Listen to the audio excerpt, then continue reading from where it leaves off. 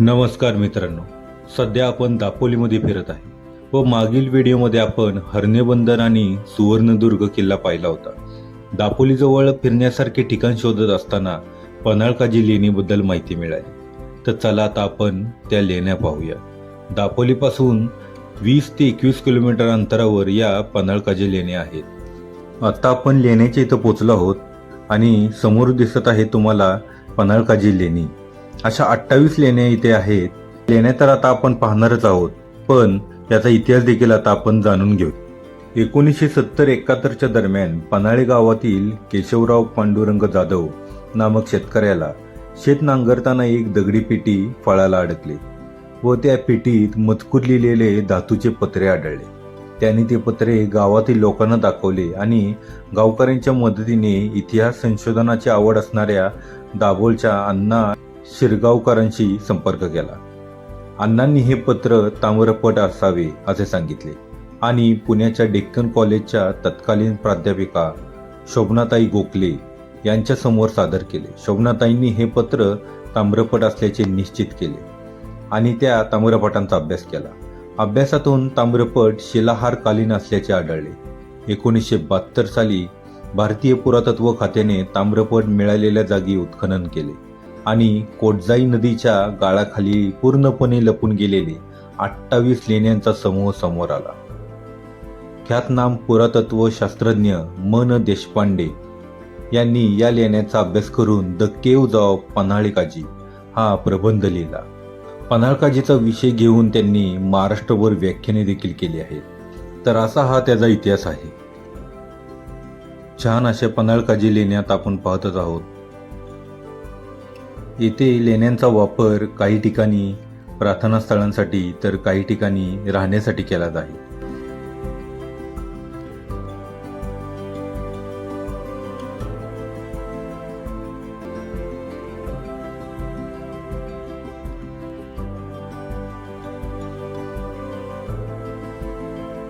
भरपूर साऱ्या लेण्यात आपण पाहत आहोत. समोर एक अजून एक रूम आपल्याला दिसत आहे. या छोट्याशा रूममध्ये तुम्ही नीट पाहिलं तर समोर आपल्याला एक छोटी देवळी दिसत आहे. येथे देवाची मूर्ती ठेवली जात असेल. तसेच उजव्या बाजूला इथे बसण्यासाठी कठाडा देखील आपल्याला दिसत आहे. या लेण्या राहण्यासाठी व प्रार्थनेसाठी तयार केल्या गेल्या आहेत. पुढे आल्यानंतर आपल्याला इथे एक दगडी स्तूप दिसत आहे. हे 4-5 स्तूप येथे नंतर आणून ठेवले असावेत, कारण विविध ठिकाणी या स्तूप असल्याचे आपल्याला निशाण पाहायला मिळतात व तेथील तुटलेले स्तूप एका ठिकाणी आणून येथे ठेवले आहेत. पुढे आपल्याला अजून एक दगड दिसत आहे आणि या दगडावर काही शिल्प कोरलेले आहेत. देवी देवतांच्या मूर्त्या कोरलेल्या ते आपल्याला पाहायला मिळत आहे. येथे देवारा दिसत आहे. तर आता आपण 3, 4, 5 नंबरच्या लेण्या पाहत आहोत. येथे देखील तुम्ही पाहू शकता छोटीशी देवळी दिसत आहे आणि ही छोटीशी रूम.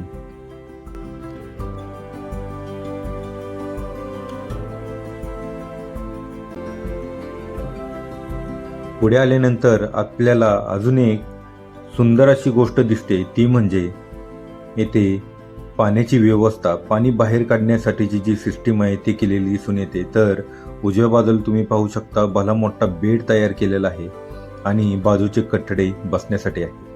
तर आतमधली ही रूम येथे प्रार्थना स्थळ आहे. येथे देवाची मूर्ती ठेवून ते प्रार्थना करत असतात. तर अशी ही छोटीशी प्रार्थनाची रूम इथे तयार केली आहे व बाहेरच्या बाजूला बसण्यासाठी व झोपण्यासाठी ही रूम तयार केलेली आहे आणि यातूनच पाणी बाहेर जाण्यासाठी देखील यांनी ड्रेनेज सिस्टीम बाहेर काढलेली आहे.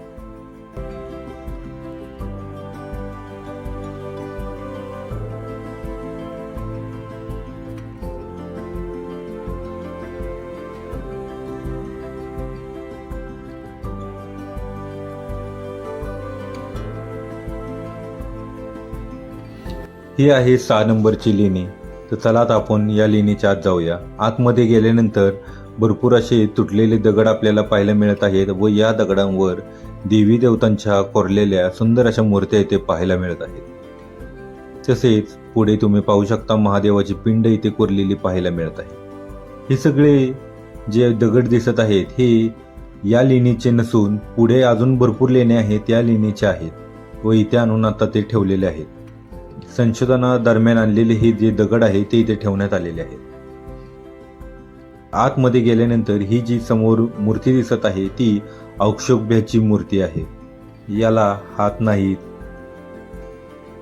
व इथे तुम्ही पाहू शकता छान अशी ड्रेनेजची सिस्टीम केलेली आहे. चारी बाजूनी कटाडा केलेला आहे. एवढी भली मोठी रूम आणि एवढे कटडे म्हणजे हे त्यांचं मुख्य स्थान असावं असं तरी वाटत आहे. यानंतर आतमध्ये गेल्यानंतर अजून एक छोटी रूम दिसत आहे आणि ही देखील त्यांची प्रार्थना स्थळ आहे. तर असे हे मुख्य प्रार्थना स्थळ आणि यानंतर बाहेर सगळ्यांना बसण्यासाठीची भरपूर अशी जागा. तशीच येथे तुम्ही पाहू शकता खूप सुंदर अशी ड्रेनेज सिस्टीम येथे पाहायला मिळत आहेत आणि इथून अंडरग्राऊंड पाणी बाहेर काढलेलं आपल्याला पाहायला मिळत आहे. यानंतर बाजूला अजून एक रूम दिसत आहे आणि या रूममध्ये समोर आपल्याला बेड असल्यासारखी रचना दिसत आहे. ही रूम राहण्यासाठी वापरत असत. तर अशा या लेण्यात आपण पाहिलं आहे. तसेच बाहेर आल्यानंतर तुम्ही इथे पाहिले असता तुटलेले नंदीची मूर्ती इथे पाहायला मिळत आहे व विविध आकारात कोरलेले इथे दगड आपल्याला पाहायला मिळत आहे. पुढे आल्यानंतर भरपूर अशा इथे लेण्या आहेत. एक एक करत आता आपण ते पाहतच आहोत. ही एक देखील रूम होती परंतु ती पडलेल्या अवस्थेत आहे आणि वर देखील भरपूर अशा रूम आणि लेण्या कोरलेल्या आहेत. तर चला आता आपण त्या पाहूयात. ते पायऱ्या देखील केलेल्या आहेत व एकाच दगडामध्ये कोरलेल्या या सगळ्या लेण्या आहेत.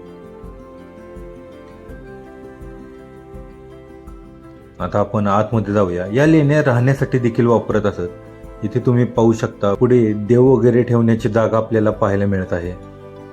इथे आल्यानंतर बाजूला इथे राहण्याची रूम आपल्याला पाहायला मिळते. प्रत्येक रूम मध्ये यांनी दगडी बेड तयार केलेला आहे व डोके ठेवण्यासाठी उशी देखील आपण जशी घेतो तशी त्यांना आकार दिलेला बेड तयार इथं आपल्याला पाहायला मिळत आहे.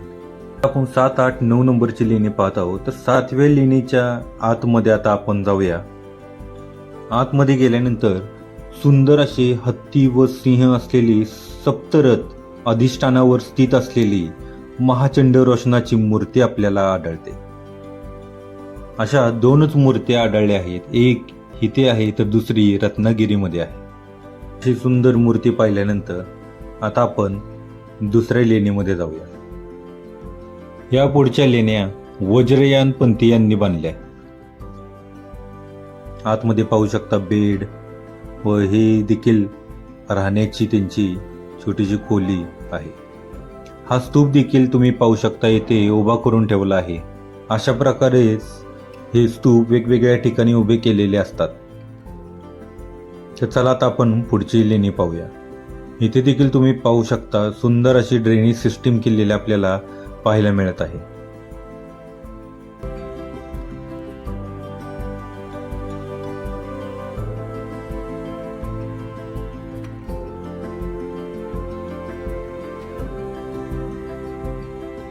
दोन रूम मधील पाणी एकाच ठिकाणाहून काढलेले आपल्याला पाहायला मिळते. पूर्ण अशा एक संध असलेल्या एकाच दगडात या पूर्ण लेण्या कोरलेल्या आपल्याला पाहायला मिळतात. इथे देखील तुम्ही पाहू शकता छोटा बेड, उशी, राहण्याचे हे ठिकाण. अगदी सुंदर असं हे ठिकाण यांनी कोरलेलं पाहायला मिळते. या लेण्या 2ऱ्या शतकापासून ते 14व्या शतकापर्यंत बांधले गेले आहेत आणि वेगवेगळ्या काळानुसार वेगवेगळ्या जसे वेगवेगळ्या पंथांचे लोक आले त्यानुसार त्यांनी याच्यात काही चेंजेस देखील केलेले आपल्याला दिसून येतं. ही देखील छोटीशी रूम इथे पाहायला मिळते. राहण्याचे ठिकाण आपल्याला इथे पाहायला मिळते. हे सगळे इथं बांधायचं कारण म्हणजे ही नदीला 12ही महिने पाणी असतं आणि आधीच्या काळातील लोक पाण्याचे इथे सहारा घेत असत. कारण पाणी ही जगण्याची सर्वात मूलभूत गरज म्हणजे पाणी आहे. पाणी हे जीवन आहे.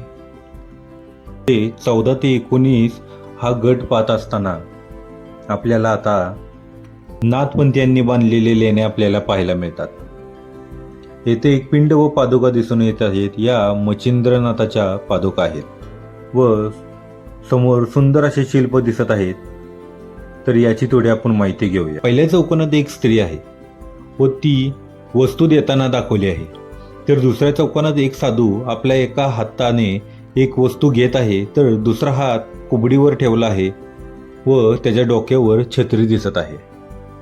3 नंबरच्या चौकोनात गुरुबंधू गोरखनाथ आहे, तर 4थ्या नंबरच्या खिडकीमध्ये ध्यानस्थ चौरंगीनाथाची मूर्ती असून त्यांचे तुटलेले हात पाय खांद्याजवळ आणि पायाजवळ वेगळे दाखवले आहेत.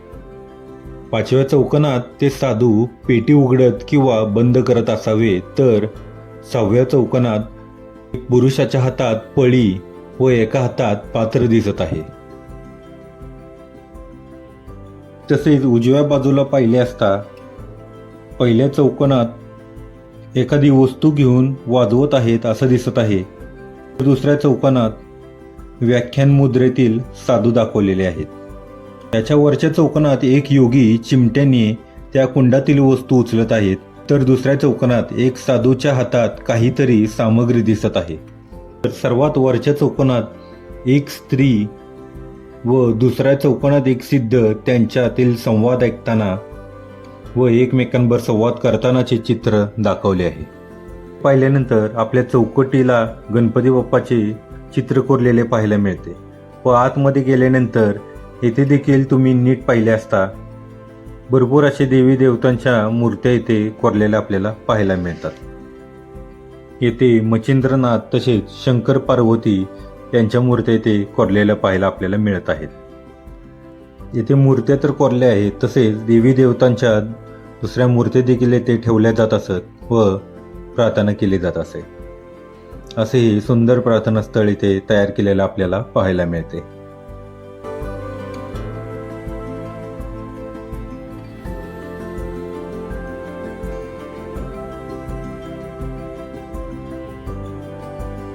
तर बाहेरच्या बाजूला बसण्यासाठीचे देखील ठिकाण इथे आपल्याला दिसून येत आहे.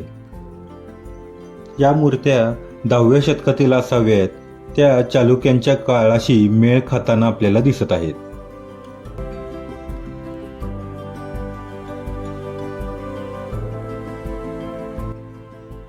तर पुढे आल्यानंतर अजून एक आपल्याला लेणी दिसत आहे.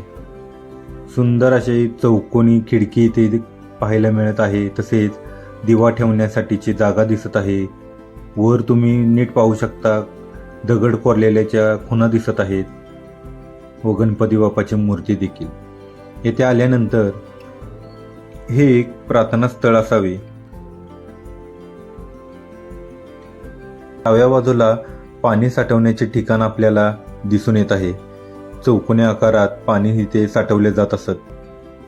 असे हे पाणी साठवण्याची टाकी त्यांनी त्या काळी तयार केली आहे. तर उजव्या बाजूला स्नानगृह दिसत आहे.